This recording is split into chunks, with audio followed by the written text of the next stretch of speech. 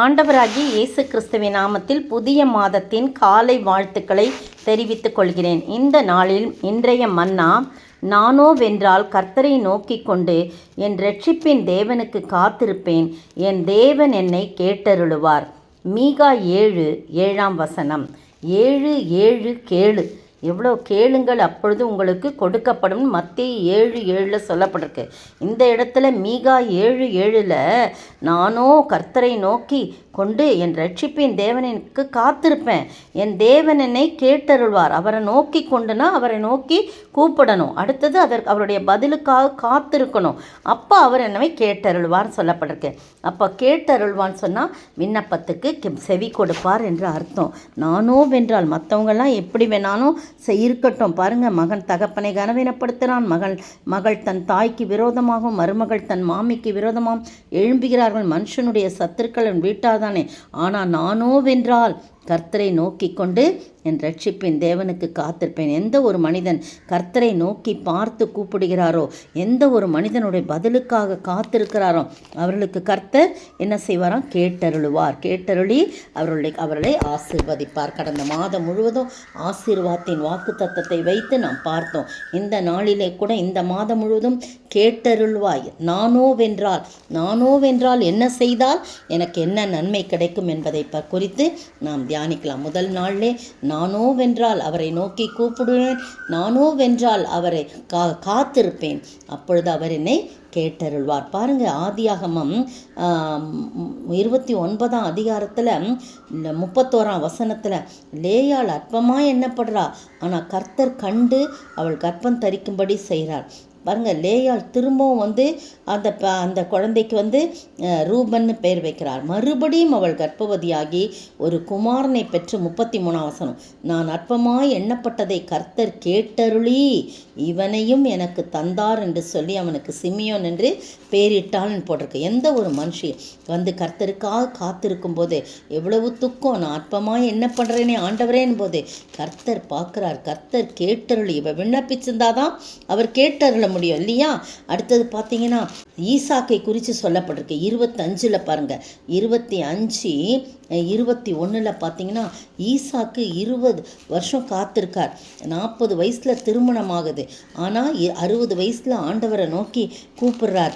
ஆண்டவரை நோக்கி மலடியாயிருந்த தன் மனைவிக்காக 25:22 மலடியாயிருந்த தன் மனைவிக்காக ஈசாக்கு கர்த்தரை நோக்கி வேண்டுதல் செய்தான். கர்த்தர் அவன் வேண்டுதலை கேட்டருளி அவன் மனைவி ரெபெக்காள் கர்ப்பம் தரிக்கும்படியாக செய்கிறான். பார்த்தீங்களா? நம்ம காத்திருக்கணும், அவரை நோக்கி வேண்டணும், அப்போ கேட்டருளுகிற ஆண்டவராயிருக்கு. சங்கீதம் 22:24 உபத்திரவப்பட்டவனுடைய உபத்திரவத்தை அவர் அற்பமாய் எண்ணாமலும் அருவருக்காமலும் தம்முடைய முகத்தை அவனுக்கு மறைக்காமலும் இருந்து தம்மை நோக்கி அவன் கூப்பிடுகையில் அவனை கேட்டருளினார். எல்லாருடைய விண்ணப்பத்தை இந்த மாதம் முழுவதும் நீங்கள் என்னென்ன விண்ணப்பிக்கிறீங்களோ அதெல்லாம் கேட்டருளுவார். நம்ம என்ன செய்யணும்? நம்ம காத்திருக்கணும், அவரை நோக்கி கூப்பிடணும். இந்த 2 காரியம் செய்யும்போது இந்த மாதத்திலே உங்கள் தங்கி இருக்கிற தடையாக இருந்த எல்லா காரியத்துக்கும் விடுதலை தந்து கேட்டருளுகின்றவராய் இருக்கின்றார். அந்த ஆண்டவரை நோக்கி பார்ப்போமா? உள்ளமதின் பாரங்களை ஊக்கமாய் கர்த்தரிடம் சொல்லுவோம், இக்கட்டு நேரத்தில் கூப்பிடுவோம், இயேசு கேட்டருளுவார். கர்த்தரை நம்பியே ஜீவிப்போம், கவலை கஷ்டங்கள் தீந்திடும், கைவிடா காத்திடும் பரமனின் கரங்களை நாம் பற்றி கொள்வோம். ஆமாண்டவரே, நன்றியோடு மெய் ஸ்தோத்திரிக்கிறோம். மீகா 7:7 சொல்லப்பட்டதன்படி தகப்பனே, நீர் எங்களுக்கு நாங்கள் உண்மை நோக்கி பார்க்கணும், உங்களுக்கு காத்திருக்கணும், என் இரட்சிப்பின் தேவனுக்கு காத்திருக்கணும். அப்போ நீங்கள் எங்களை கேட்டருளும். இந்த மாதம் முழுவதும் எங்களோடு கூட இருந்து எங்கள் விண்ணப்பத்துக்கு நாங்கள் உண்மை நோக்கி கூப்பிடும்போது கேட்டருளி ஆசீர்வதிங்க. நானோ என்ற தலைப்பின் கீழே நாங்கள் தியானிக்கும் போது நாங்கள் ஒரு விசேஷித்தவர்கள் ஆண்டவரே. யார் எப்படி இருந்தாலும் நானோ இப்படி செய்வேன், செய்ததனால் எனக்கு என்ன நன்மை என்று சொல்லி தியானிக்க உதவி செய்வீராக. ஆசீர்வதிங்க, காத்துக்கொள்ளுங்க. இயேசுவின் நாமத்தில் ஜெபிக்கிறேன் பிதாவே, ஆமேன். நேற்றைய பதில் அவர் பெத்தானியா வரைக்கும் அவர்களை அழைத்து கொண்டு போய் தம்முடைய கைகளை உயர்த்தி அவர்களை ஆசீர்வதித்தார். லூக்கா 24:50. இன்றைக்கான 5 கேள்விகள். முதல் கேள்வி, யார் மறைந்து இருக்கிற பிரேத குழிகளைப் போல் இருக்கிறார்கள்? 1. 2. ஏரோதை யாருக்கு ஒப்பிட்டு இயேசு சொல்கிறார்?